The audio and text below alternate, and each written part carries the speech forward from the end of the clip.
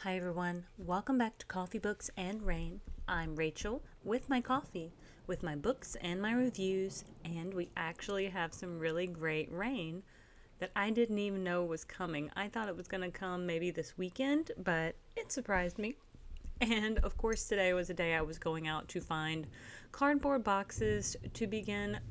So I'm not moving yet, but I figure I need to cull down some of my stuff, and that way I don't have to move it to my new place. But we are talking about books. We are not talking about all the other rigmarole of life. We are talking about Audition of the Fox. Oh, sorry, For the Fox. For the Fox by Martin Cahill. And honestly, this is a novella, but it's so much fun. And I really hope to see more in this kind of realm of imagination. I think this author has actually done a fantastic job of building out a world, or at least kind of a pantheon of gods that have a lot of potential to create more stories. And so I'd love to kind of go from here and see what happens next. But let's dive into the summary. In this stellar debut fantasy, a trickster fox god challenges an underachieving acolyte to save herself by saving her own ancestors. But are Nessie and her two friends from the past prepared to defeat the ferocious wolfhounds of Zemin? And I think that's Zemin, Zemin. Crossing fingers that I got that one right. Nessie is desperate to earn the patronage of one of the 99 pillars of heaven. As a child with godly blood in her, if she cannot earn a divine chaperone, she will never be allowed to leave her temple home.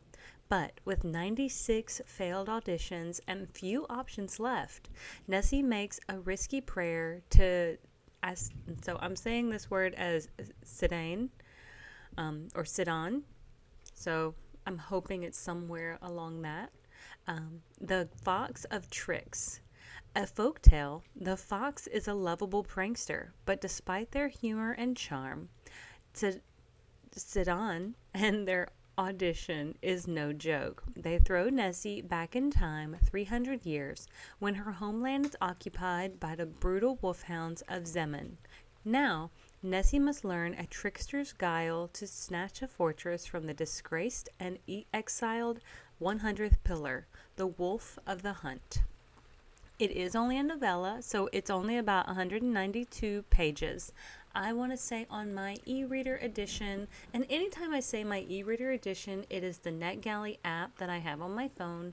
I want to say the pages was, it didn't say 192.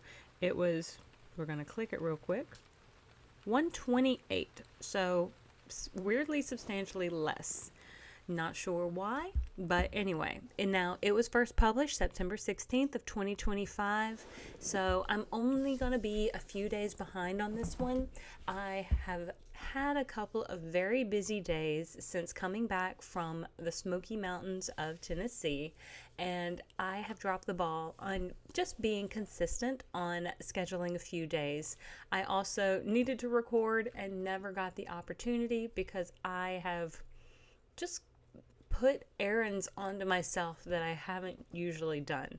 So I am catching up, and so hopefully I will be able to be consistent for these next, however much longer September lasts, because we're on the 17th.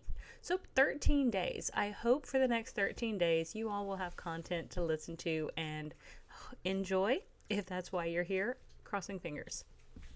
But Audition for the Fox was really wildly entertaining. I didn't know what to expect, and when I was giving my review earlier on NetGalley, and so one of the things that NetGalley does is it asks you, were you paid to do this? And of course I say no. Will you recommend this? I said yes. And I think there's like one other question. There's usually like 3 questions unless you have an audiobook, and then there's a fourth, which is, do you like the narrator?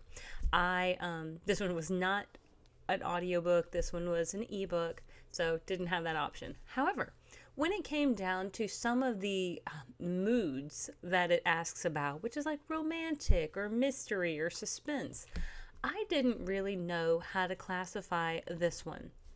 It has some mythology, it has some fantasy, it has some fiction, but I almost find this to be like a mood, coming of age, uh, adventure.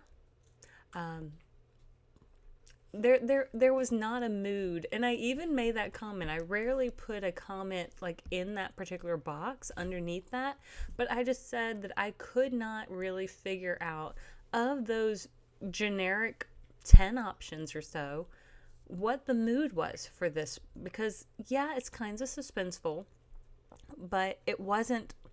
I mean, it's kind of war related or rebellion related, so I felt like it was a little bit of a different um, suspense rather than maybe like mystery thriller suspense. So it was kind of hard for me to figure out where to put this in a category. But yeah, Nessie, she is descended from one of the 99 gods. And so, yes, there was supposed to be a 100th god, the god Wolf of the Hunt. However, he was exiled. And so now there are 99 pillars. The wolf, there is a story within this story. So there are what I call interludes of like Fox and the Tortoise, or Fox and the Horse.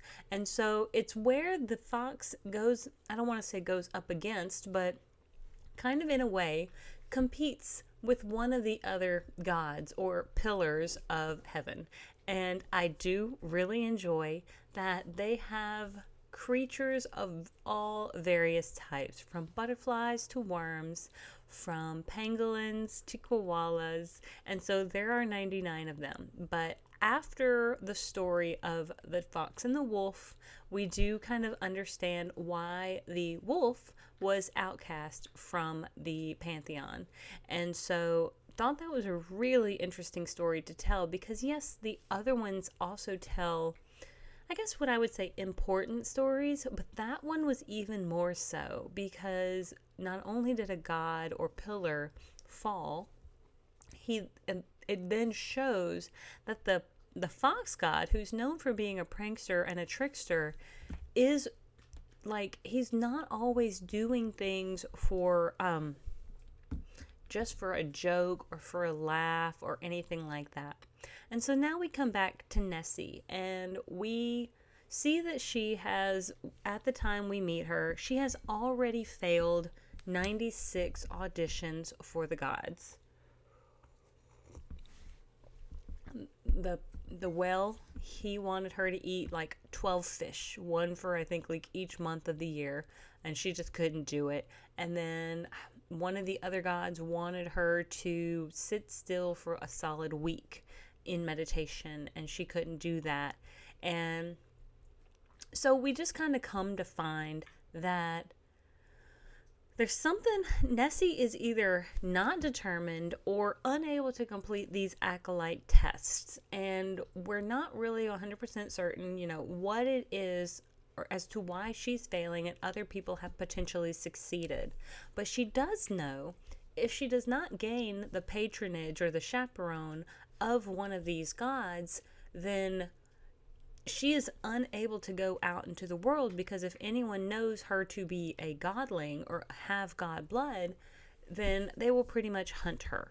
And she will pretty much, kind of like human trafficking, be sold to the highest bidder because she's special. So that's why she really can't go out into the world without a patron. And so she's really trying, because she doesn't want to be stuck in the temple for her entire life. So here she goes, and she's got 3 final choices left. I know one of them is, of course, the fox. One of them is the lion, and I am blanking on what the other one was. But it was like Lion of War and something else that was like something maybe of battle. But 2 that I really didn't know if she was like really interested in. She didn't seem to be that kind of fighter.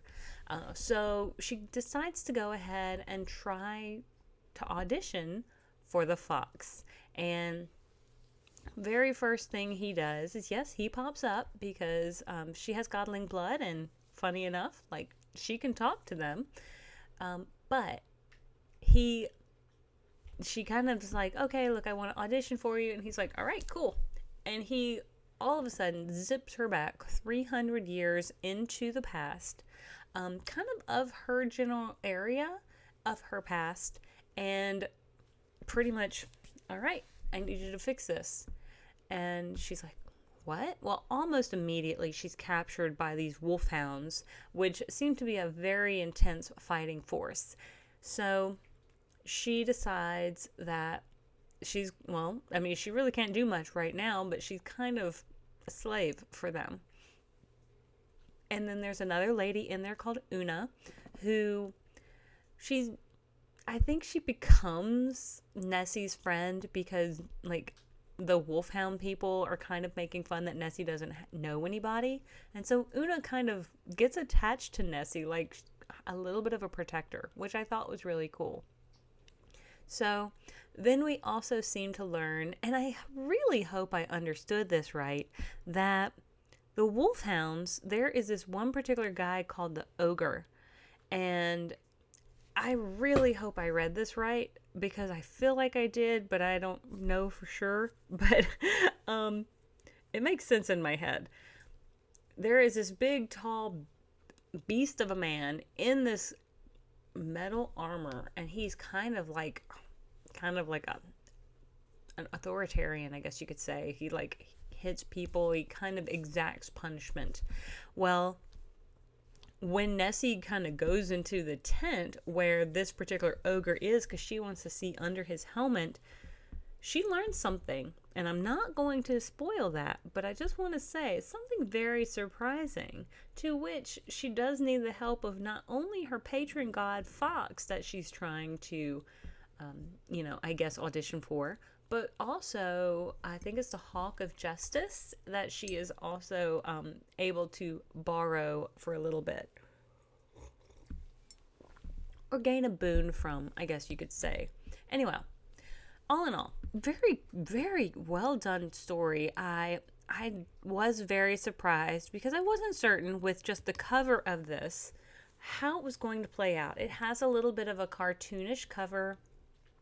I didn't know if we were going to get some sort of like sassy fox or what we were auditioning for the fox for. Just based on the cover alone is why I picked it up, because I thought this was a very intriguing cover, and I guess I don't see it very frequently now. And the reason I say that is I don't pick up just a ton of romantasy books. One of the reasons is that all of their cover art looks nearly identical. I saw somebody on, I think it might, if not on TikTok, it was on Instagram Shorts or something, or YouTube Shorts, where they put up like 4 different books by 4 different authors, and all of the covers were like nearly identical minus color scheming, because there was like a crown and a dagger and some animal and like a flower. It was like all together, and sure, they're pretty enough, but they're becoming to very generic. Same thing with like this like campy love look. Like you can kind of tell when it's a romantic comedy because all of the covers are starting to look the same. And so they put up like 4 more covers. They all look the same. They all kind of look like Emily Henry's like books. But then you could also tell, okay, that's a romantic comedy. And so then there was like one that was like block coloring. But I picked this one up because it did feel different, and I am very pleased with myself for having done that. I loved learning about this particular pantheon of gods, the world building. I would actually love to know more beyond this temple and this rebellion that Nessie was supposed to help instigate. So that's the reason the fox sent her into the past, is he wanted her to make sure that this rebellion happened. And so it is, I don't want to say it's up to her, but she is definitely a key figure in ensuring that that rebellion took place. And from that rebellion, a lot of good things happen. Now, of course, sometimes rebellions don't instantly change things, but it led to good changes coming in the future, which was kind of what the fox wanted. And so, in a lot of ways, this trickster god was not the tropey trickster that I guess we often think about, or the one who's just out for himself, or the one who just wants to play pranks. But sometimes he is so incredibly intelligent that he's just being a little sly or snarky, or sometimes the joke is just getting people to rely on themselves and prove to themselves that they can actually achieve something. And that's actually the biggest takeaway from this book, is that he is actually able to help Nessie realize that she has the ability to enact change. So I thought that was a really fantastic message, because ultimately, I don't think it's a spoiler to say she does pass her audition. I think you all could probably understand that, but it is the road to get there that is the best part. So I hope you will consider it. Again, it's not very long. There are some pretty cool artworks inside. They're not like overly, like, they're not like this. They're not like artistically watercolored and inked and what have you. But I think they're pretty cool depictions of the fox in various poses. And I do really love a cute fox. Like, yes, I love their cunning. I love how smart they are. They are very playful creatures. I do follow a couple of foxes on my Instagram. I think Juniper Fox is one of my favorites. And all of the animal menagerie friends that she has. So I am going to go ahead and leave this here. I hope that you all will consider reading this novella. It is not very long, and I do think it's worth your time. But thank you so much for joining me on this journey. I hope to see you all on the next page. Have a great one. Bye.